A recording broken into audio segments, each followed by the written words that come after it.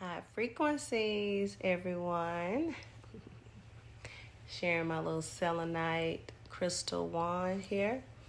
Tapping in really quick, and I'm going to share pieces of the dream because, again, this dream made absolutely no sense to me, but it did. It made sense, and then it didn't make sense. In some of my dreams,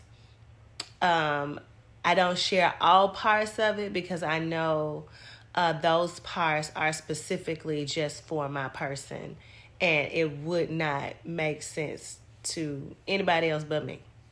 And so, like last night, I went to sleep, woke up, went back to sleep, woke up, and had two dreams of my existence in a parallel reality in my consciousness and the people that are around me in this waking dream state, their consciousness interacted similar to how they interact here.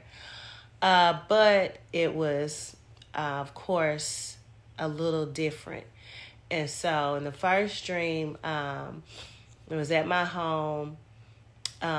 This guy that I knew, his family was at my house. It was like we had a party. I was having a party and his family was there. Anyway, he found out that his heat and electricity went out. And so his family was like, they had to stay at my house, and he was going to their home to see what was going on. While he was gone, his wife was like, you can have him, he's easy. And I'm just like, what the world? Like, you giving your husband away to me?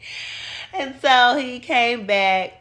And when he came back, it was kind of like some time had went by, and it was time for the children to go back to school. And he had two daughters, and the public school systems were closed. Like, nobody was sending their children to public schools, and that the private school sector that was open was full. It was all in the papers that it was full. And I told him, I was like, well, just go anyway. Let them know the situation, what's going on, and just go ahead and pay them up front. And so he went. So then I wake up. That was one part of the dream. And then I go back to sleep. And when I go back to sleep, in the backseat of a car of a friend I know that's a doctor and someone else that I know. And then we end up going to his clinic. And he turned the car off. I was asleep, and then I woke up, and he said, you go to the back. Well, I went to the back. It was some other ladies there. And whatever reason, I was on my menses. I don't even know why. But it was like we were all huddled in together. There was no restroom or anything. I just had to change there, which was really weird. Don't understand it. And we had to go out and perform, and we were supposed to perform Lift Every Voice and Sing.